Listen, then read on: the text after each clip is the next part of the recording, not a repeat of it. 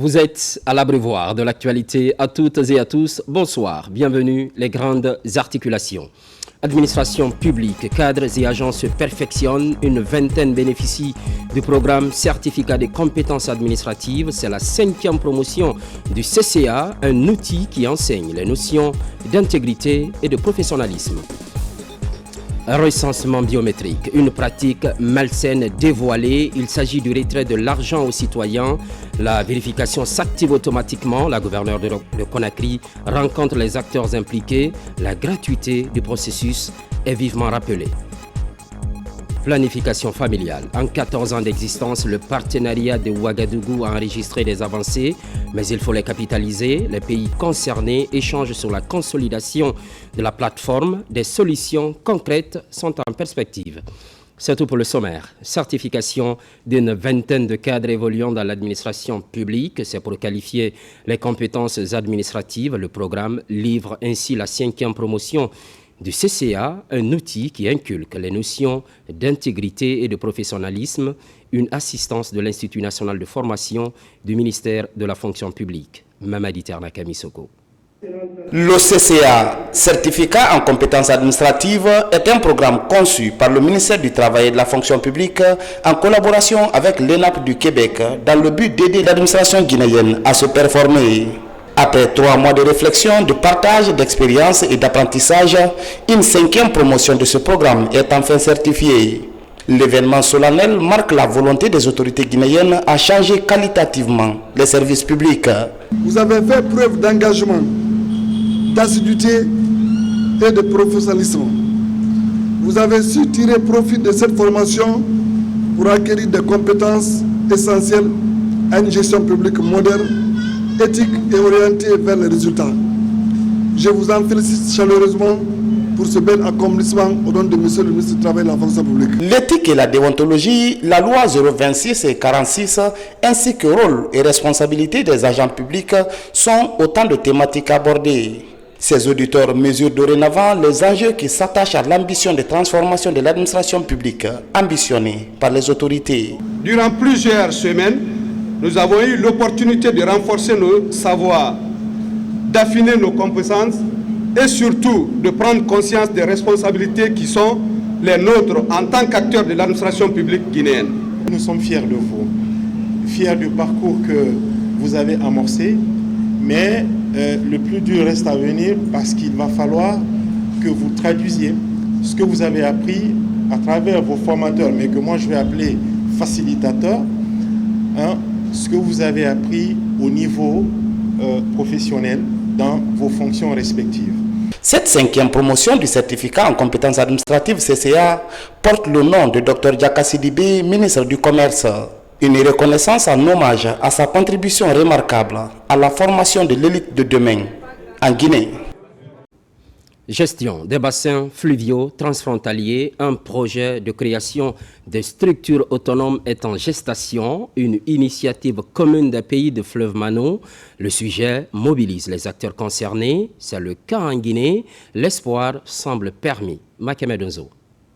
Makona de Gekedou est l'un des bassins versants que partagent les pays de Mano River Union. Ce voisinage géographique oblige ces États à la création d'un office de gestion des bassins fluviaux transfrontaliers de l'Union de fleuve Mano. L'objectif est de sauver l'écosystème déjà menacé par le réchauffement climatique. En Guinée, les directions concernées échangent autour du projet. La création de l'Office de gestion des bassins fluviaux transfrontaliers, appelé OGBFT, constitue une réponse concentrée, ambitieuse et nécessaire. Cette organisation aura pour mission de promouvoir une gestion intégrée, équitable et durable de nos ressources en eau, tout en renforçant la coopération entre nos États membres. Il s'agira non seulement de protéger nos écosystèmes fluviaux, mais aussi de garantir un accès équitable de l'eau, de prévenir les conflits et de maintenir le développement local à travers des projets structurants. Les études sur le projet ont commencé en 2015 en collaboration avec la CEDEAO qui est en concertation avec les États membres. Le but est de mettre les participants au même niveau dans l'avancement des idées. C'est un premier départ, on va faire de la sensibilisation et de l'information. Ensuite, nous avons des documents juridiques déjà préparés qui vont être validés au niveau national dans chacun des pays. Ensuite, on va convenir une réunion sous-régionale pour que les 4 pays en même temps, les acteurs en même temps se réunissent pour regarder en même temps, chacun venant avec les spécificités et les objectifs nationaux pour valider les documents juridiques. Une fois que ces documents juridiques sont validés, vont être remontés au niveau d'un conseil de ministres qui va prendre la décision finale. L'ambition du groupe est de promouvoir une gestion durable des ressources naturelles afin de renforcer la coopération transfrontalière entre les pays membres. Sur tout autre plan, électricité, l'accès universel pour tous d'ici 2030, un défi que se fixe le gouvernement guinéen. Il jette son dévolu sur l'énergie solaire. Un nouveau partenariat est lancé à Conakry. 3 parties unissent leurs efforts, l'État guinéen, la société SCGC et le géant chinois de l'énergie solaire, China State Construction. Plus de détails avec Suleiman Kamara. Avec un potentiel solaire très élevé, la Guinée veut capitaliser ce atout naturel en une opportunité pour résoudre son déficit en énergie électrique. Pour le faire, un projet solaire ambitieux sera réalisé très prochainement. Il sera le fruit d'un partenariat stratégique entre les responsables de la société de gestion et de construction guinéenne SGCG.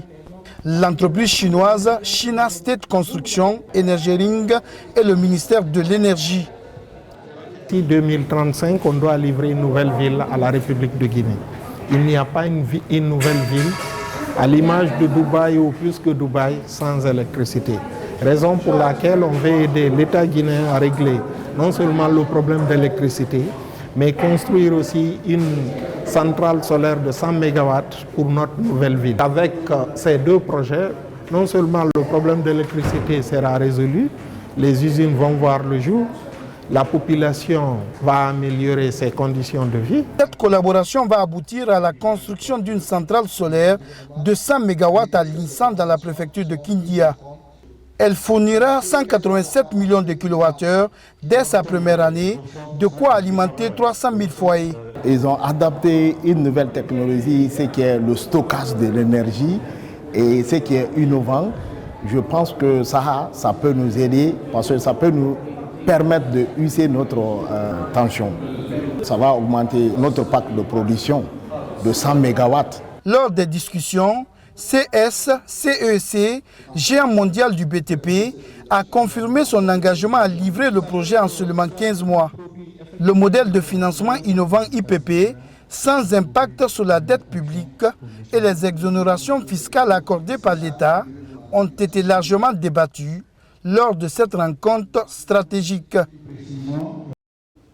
Pendant ce temps, à Mamou, inauguration de la microcentrale électrique hybride et le pôle universitaire d'innovation technologique et d'entrepreneuriat Unipod, des infrastructures réalisées grâce au soutien financier de PNUD et la coopération française.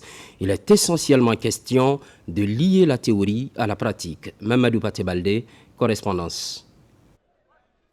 La modernisation et l'innovation dans les institutions d'enseignement supérieur du pays est devenue une réalité.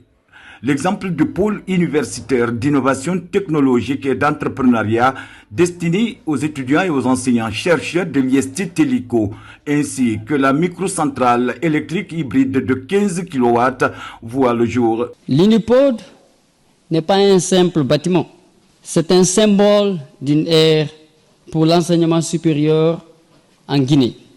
Une ère où la théorie rencontre la pratique, où les idées se transforment en solutions.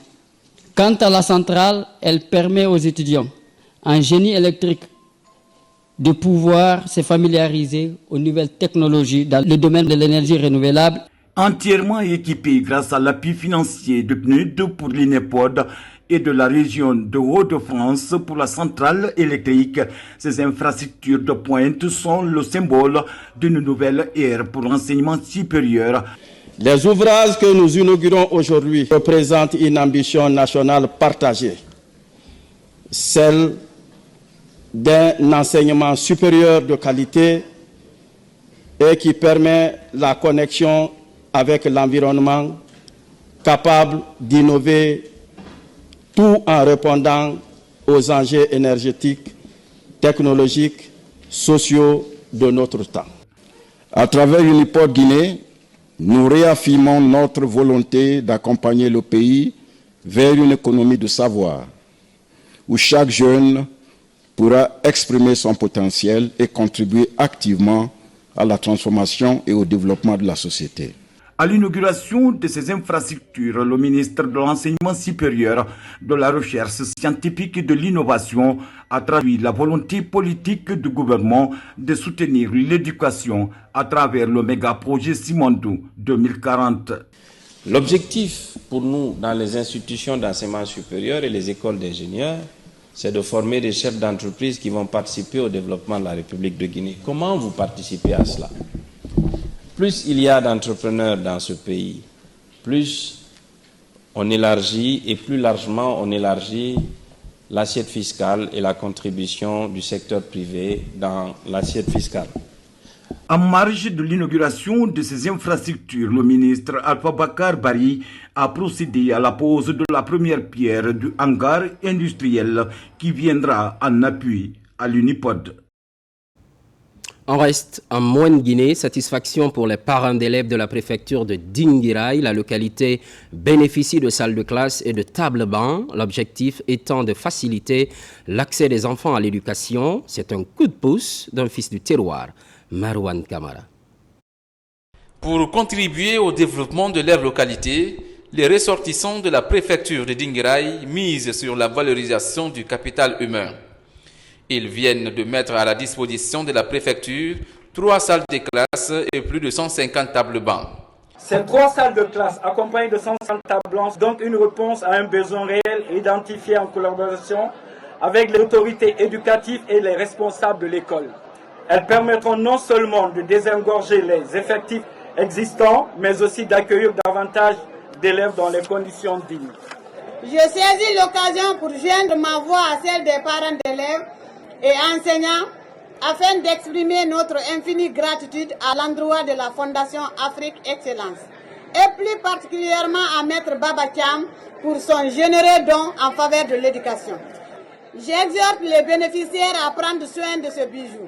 Cette infrastructure est réalisée grâce à la synergie d'action entre un fils du terroir et la Fondation Afrique Excellence. Cet important geste posé par Maître Baba Adicham est un bel exemple de patriotisme et un accompagnement précieux pour le district scolaire de Dinguiraye. Nous sommes très contents parce qu'avant dans les salles de classe nous sommes assis 3 ou 4 par banc et ça ce n'était pas bon, ça défavorise les conditions de l'étude. Maintenant avec ces 3 salles de classe nous pouvons nous déconcessionner. La Fondation Afrique Excellence est une organisation à but non lucratif basée à Conakry. Elle œuvre dans la promotion de l'éducation en Guinée. Son ambition est d'accompagner le gouvernement dans l'amélioration du système éducatif guinéen. À Conakry, infrastructure sociale. La commune de Matam figure à la bonne enseigne. Une école primaire moderne et une maison des jeunes vont bientôt sortir de terre. La pose de la première pierre est effective à Ermakono. Voyons ensemble. C'est un jour historique pour les habitants du quartier Ermakono dans la commune de Matam.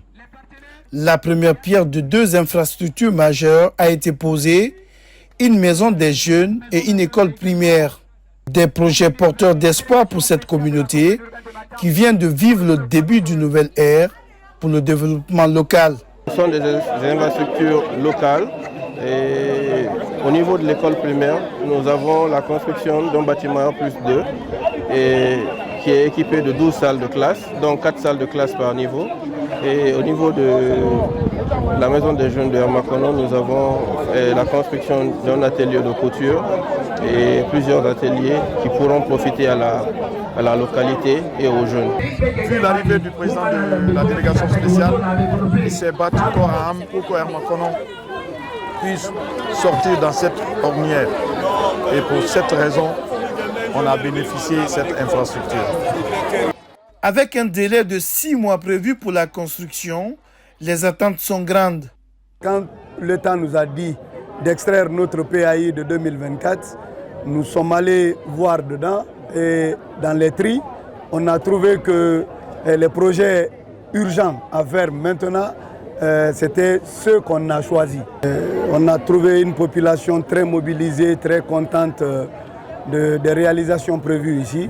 Nous espérons que nous serons dans le temps et nous reviendrons ici après 6 mois pour dire voilà les clés que c'est utilisable pour les communautés d'ici. Le processus est très long.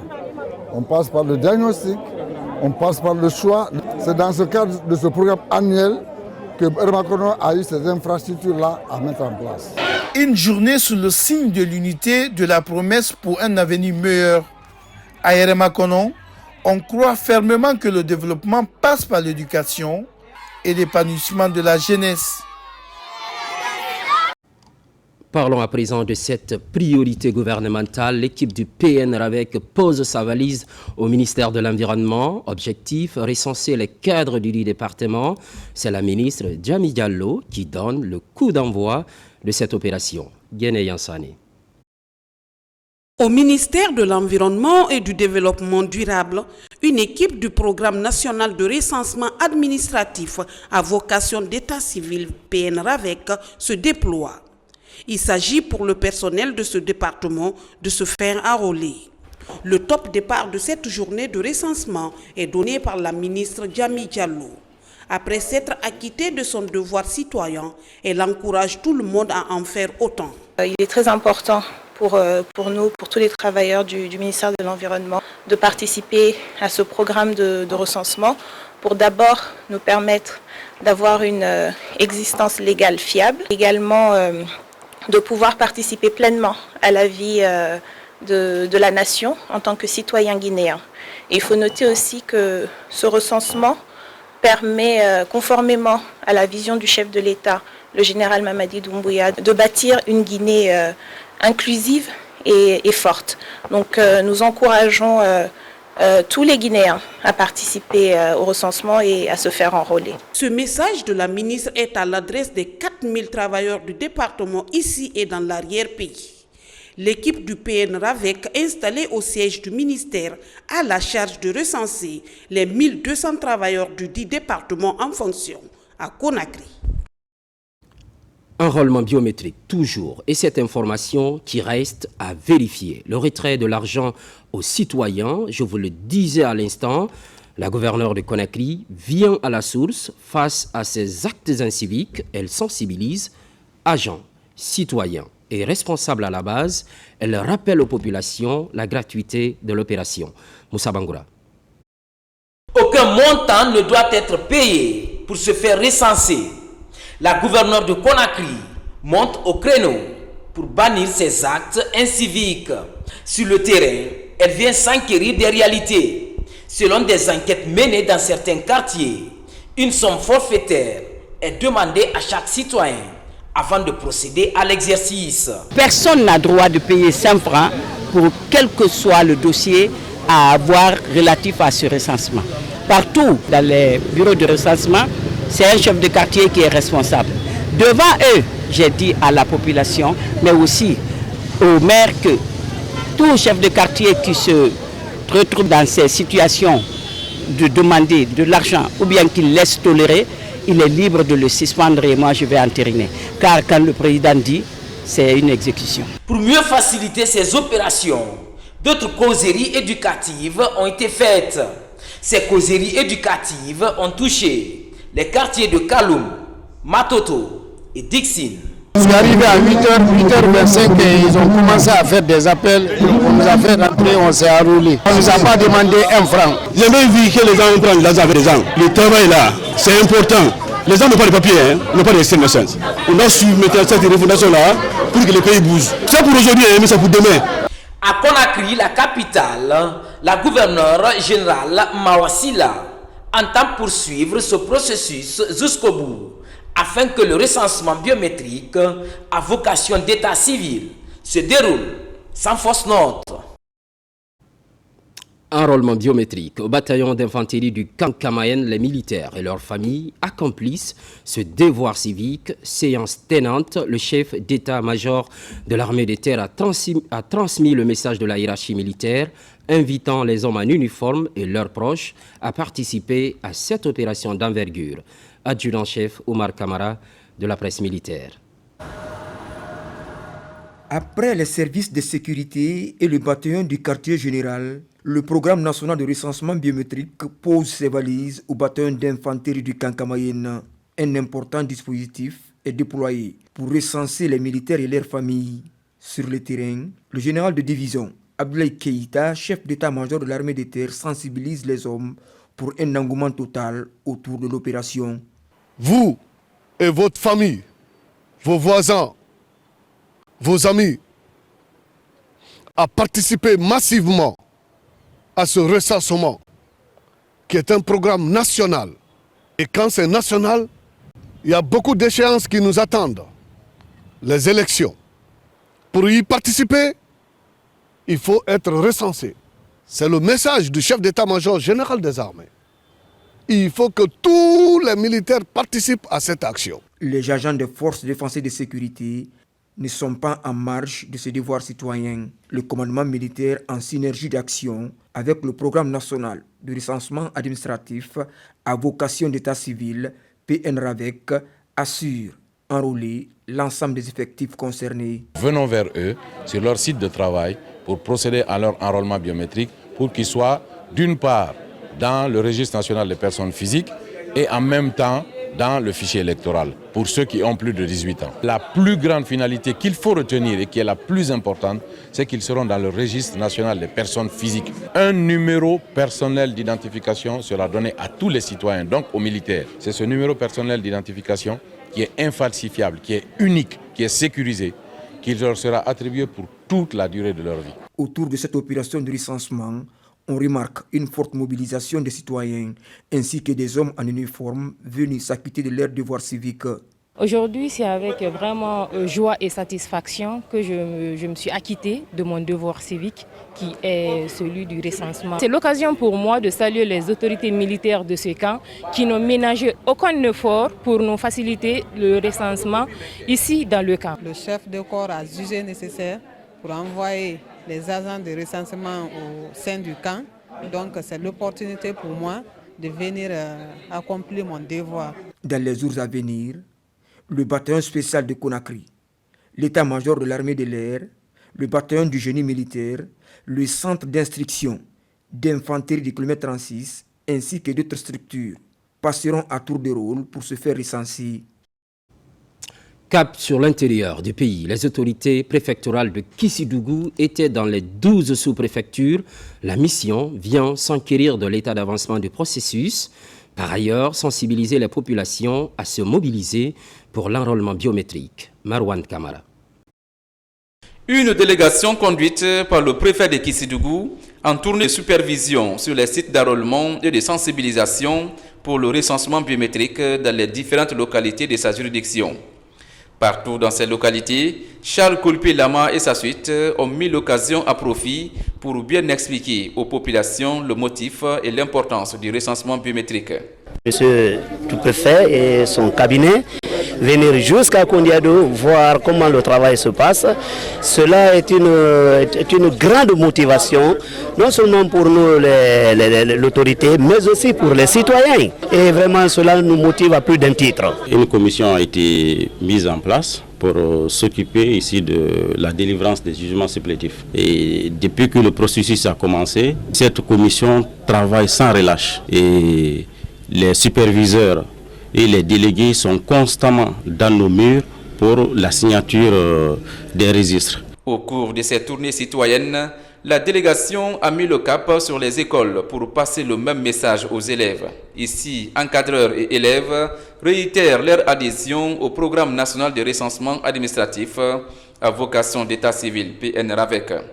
Sur 1536 élèves prévus à Sundiata, on nous remonte déjà que 1308 sont enrôlés. Ce n'est pas la politique que nous faisons, mais vous avez vu, le 15 avril passé, le chef de l'État, chef suprême des armées, général d'armée Mamadi Doumbouya, lui-même, il s'est recensé. Pourquoi pas vous et nous? Cette campagne de sensibilisation et de supervision des autorités préfectorales de Kissidougou s'inscrit dans le projet du gouvernement de doter les Guinéens d'une identité unique et numérique.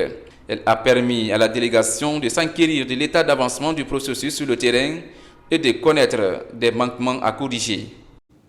Soutien des initiatives présidentielles, remise des kits de sonorisation et un véhicule pick-up aux mouvements et associations en geste du collectif des anciens membres du gouvernement CNRD, en ligne de mire, conscientiser les citoyens à se faire recenser avant le 30 mai 2025, date indiquée par les autorités guinéennes.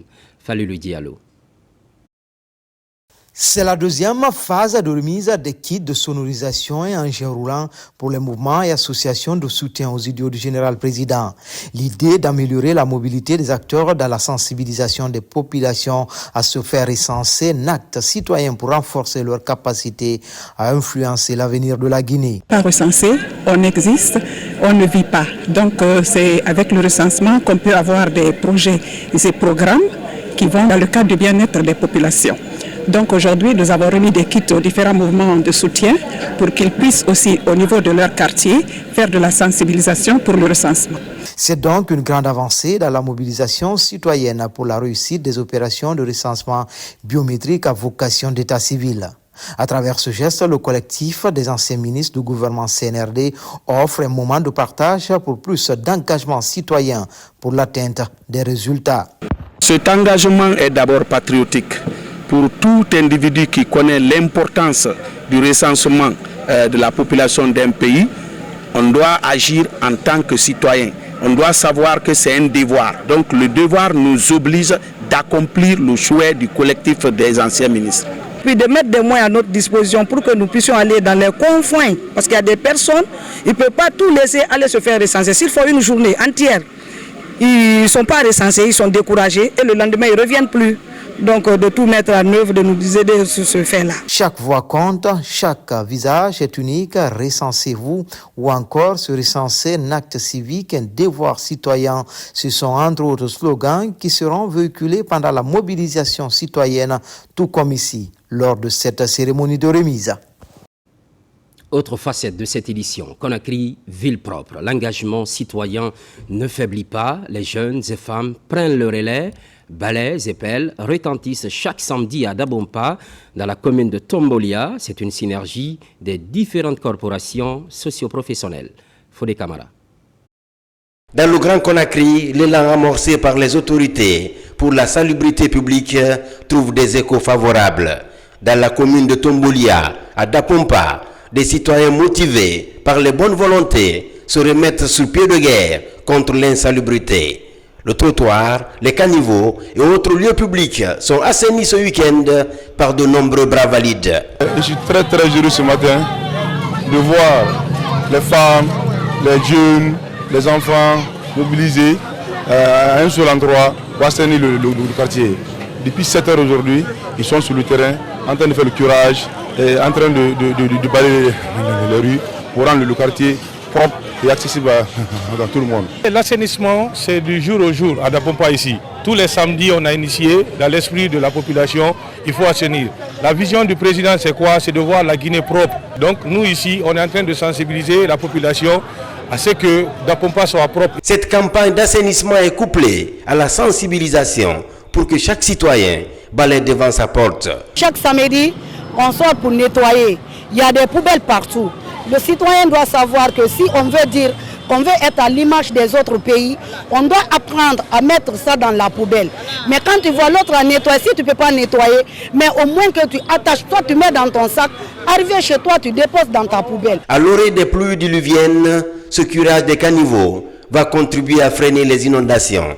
Des inondations qui ont causé dans un passé récent assez de dégâts matériels et même des pertes en vie humaine dans le Grand Conakry. Dès que l'hivernal trouve que les fossés sont remplis, ils ne sont pas curés, les extraits d'eau font des inondations, ça et là et partout. Les exutoires naturels au niveau de la mer sont aussi bouchés. Et on constate même des circulations sont bloquées à cause des eaux sauvages. pour accompagner les efforts de M. le Président de la République, le général de corps d'armée Mamadi Doumbouya. À l'annonce des grandes pluies, on a organisé une très grande journée d'assainissement, comme vous voyez, curer complètement les fossés pour que cette fois-ci, l'année dernière, ce qui s'est passé, que tous les Guinéens ont vu dans d'autres quartiers, les pirogues ont circulé dans nos villes, afin que Dapompa soit épargné de cela. À Dapompa, cette unité d'action pour contribuer à la dynamique du développement au plan local se matérialise aussi par la sensibilisation pour la réussite des opérations du programme national de recensement à vocation d'état civil et administratif. De la salubrité à la santé, pendant ce temps, on assiste à la non-conformité de certains établissements de soins de santé privés aux normes en la matière. C'est le constat des dernières visites opérées dans ces lieux publics. Place maintenant à la vulgarisation des normes et procédures établies, une démarche enclenchée par le département de la santé et la structure habilitée. Mariam Kamara. On sait dorénavant à quoi s'en tenir pour l'ouverture d'une structure hospitalière privée en Guinée. Ici, l'heure est à la vulgarisation des normes et procédures sur la base desquelles les établissements de soins et structures privées doivent se conformer. Objectif, contribuer à l'amélioration de la qualité de l'offre des soins et de la sécurité des patients dans les établissements médicaux et paramédicaux privés. Le constat est que depuis décembre 2024, plus précisément le 26, il y a une opération qui a commencé sur le terrain qui consiste à identifier et à fermer toutes les structures médicales et paramédicales illégales et ou non conformes. Face à cela, il est très important pour nous, et c'est pourquoi nous faisons cet atelier, pour dire à tous ceux qui sont dans le secteur privé de la santé quelles sont les normes qu'il faut respecter en matière d'infrastructure, en matière d'équipement et en matière de ressources humaines adaptées à chaque type de structure qu'ils voudront installer. La Direction nationale des établissements hospitaliers publics et privés a ainsi été mise à contribution pour concevoir un support simplifié et organiser une session de formation des promoteurs et prestataires des établissements de soins de santé privés. L'objectif recherché, c'est de permettre à tous ceux qui peuvent ou veulent ouvrir une structure sanitaire de mieux appréhender ce qu'il doit faire. Parce que s'il ne maîtrise pas cela, il va faire sa demande, nous on reçoit la demande, on traite, on lui donne l'agrément de création. Mais il ne pourra pas avoir l'agrément d'exploitation. Nous sommes entièrement en ligne et en phase avec les préoccupations du ministère et nous voulons que notre secteur, le niveau privé, soit de qualité. Grâce à cet atelier, les acteurs pourront non seulement connaître la typologie des établissements, s'approprier des directives pour la création des différents types de structures sanitaires et enfin comprendre les critères de conformité des établissements médicaux et paramédicaux privés. C'est l'un des titres de cette édition, Planification familiale à l'échelle sous-régionale. En 14 ans d'existence, le partenariat de Ouagadougou a pu éviter 18 millions de grossesses, 6 millions d'avortements à risque et plus de 60 000 décès maternels. Des exploits certes, mais ce n'est pas suffisant. 9 pays de l'Afrique francophone, dont la Guinée, se sont retrouvés. La consolidation de la plateforme est envisagée. Des échanges dits stratégiques ont lieu afin d'identifier les solutions concrètes. Karim Kamara, Mohamed Lamine Kamara. De plus en plus, la promotion de la santé mère et enfant connaît une dimension de précaution politique et sociale. En la matière, le partenariat de Ouagadougou, créé il y a près de 15 ans, a permis des avancées majeures. Au nombre de 9 dans la Guinée, les pays de ce partenariat se retrouvent à Conakry. Des points focaux gouvernementaux pour échanger afin d'identifier des solutions concrètes, réalistes et solidaires. Nous pensons au niveau du partenariat de Ouagadougou à un besoin de plus de souveraineté, souveraineté financière, mais aussi souveraineté contraceptive, par rapport à l'achat des contraceptifs, par rapport aux lignes budgétaires, mais aussi par rapport au renforcement du système de santé, afin qu'ils puissent accueillir de plus en plus de femmes et de jeunes filles qui demandent des services de contraception, des services de planification familiale, mais la santé de la reproduction en général. Pendant 3 jours, diverses questions liées à la santé de la reproduction et la planification familiale ont été débattues. Entre autres, les priorités nationales et les objectifs à atteindre, l'identification des leviers d'action les plus pertinents ou encore le partage d'expériences et de bonnes pratiques. tous les États se sont engagés à renforcer la ligne qui soutient dans la santé de la mère et de l'enfant.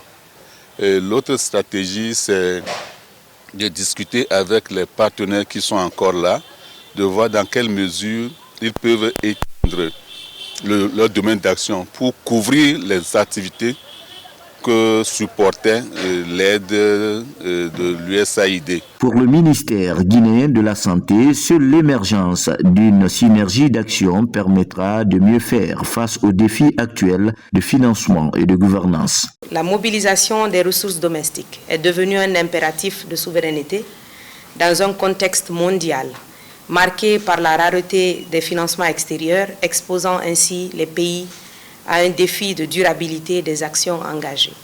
C'est pourquoi nous avons amorcé une mobilisation progressive des ressources domestiques à travers le plaidoyer auprès des collectivités décentralisées pour qu'elles soutiennent les interventions au niveau local.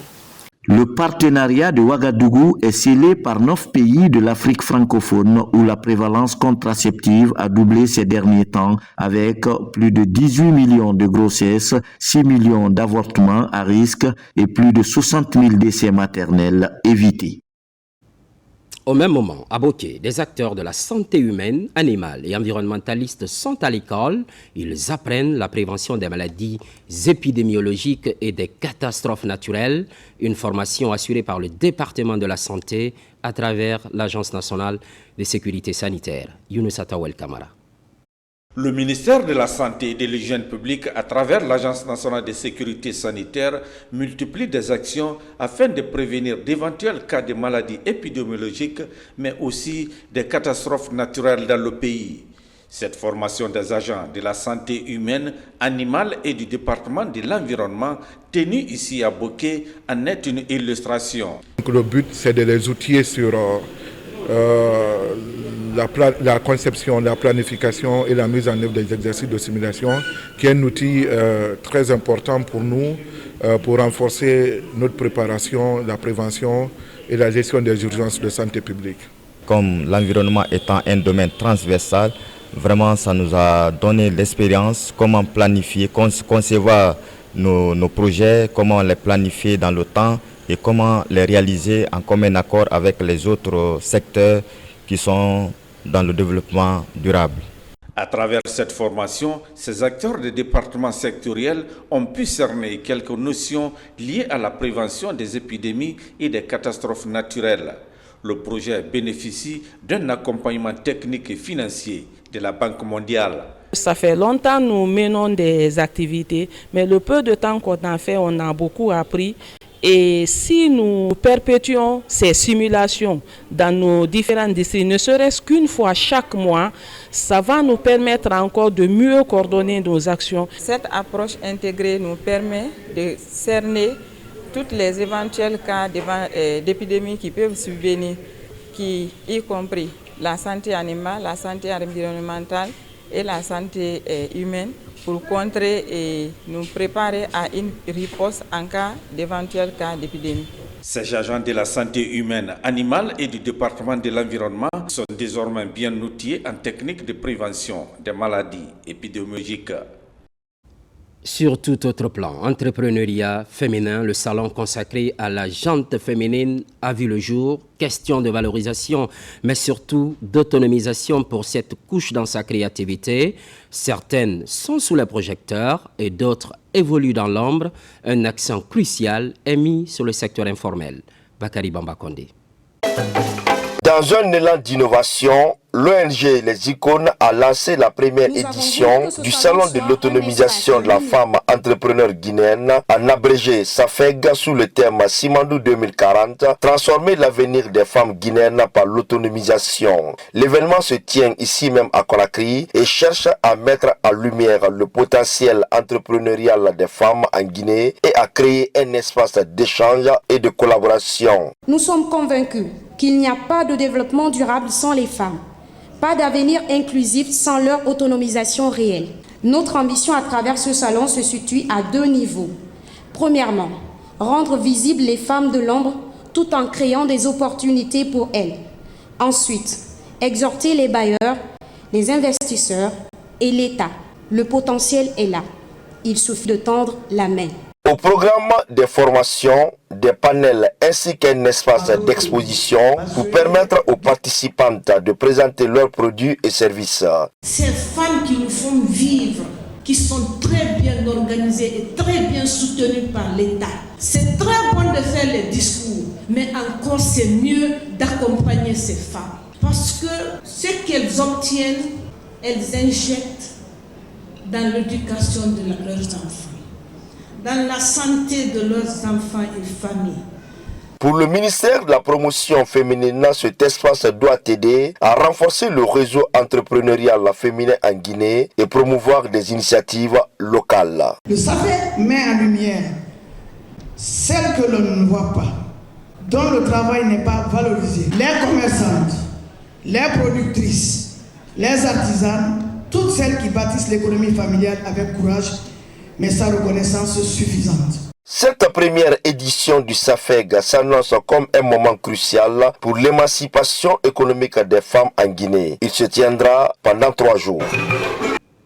Cette autre initiative est pour le même motif, autonomisation des femmes, un plan d'aide est disponible, c'est au bénéfice des femmes entrepreneurs, une assistance d'envergure nationale qui s'étend sur 5 ans. Karim Kamara. Dans un élan d'autonomisation de la gente féminine, un nouvel horizon se dégage. Il s'agit du programme de formation et d'employabilité des femmes PROFEF, taillé sur Simandou 2040. L'initiative est portée par Force des femmes afin de promouvoir le leadership féminin dans le but de transformer les défis en opportunités en leur faveur. Nous savons tous que le deuxième pilier du programme Simandou, c'est l'éducation et la culture.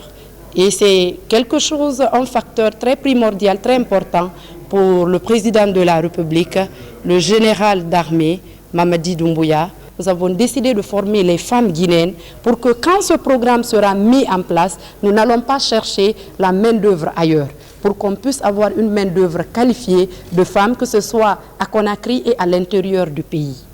C'est parti pour la première phase du PROFEF dans laquelle 7 masterclass sont prévues. Les thématiques qui seront abordées sont entre autres le leadership, l'entrepreneuriat et l'art oratoire, animés par des experts triés sur le volet par Force des femmes. La première des masterclass à être dispensée porte sur comment concilier ambition professionnelle et responsabilité familiale. En tant que femme, pourquoi ne pas agir, pourquoi ne pas être aussi parmi les femmes leaders, surtout qui va aussi avec le méga projet. J'ose croire que vraiment ces séances contribueront aussi à l'épanouissement de la femme en République de Guinée. Pour la jeune femme qui aspire à être une jeune maman, qui aspire à être épouse et qui aspire à être chef d'entreprise ou cadre de l'administration, il est important de les outiller, n'est-ce pas, basés bien sûr sur nos connaissances, mais aussi sur notre expérience, afin, n'est-ce pas, de savoir mieux gérer leur quotidien, mieux gérer les différents domaines de leur vie. PROFEF est un plan quinquennal qui compte former chaque année en Guinée 500 femmes issues du secteur formel et informel. Les 7 masterclass seront également données en faveur des femmes entrepreneurs de l'arrière-pays. Les programmes se poursuivent, l'actualité évolue en Guinée, notre paradis, terre de richesse et d'innovation, constante fidélité à toutes et à tous. À très vite.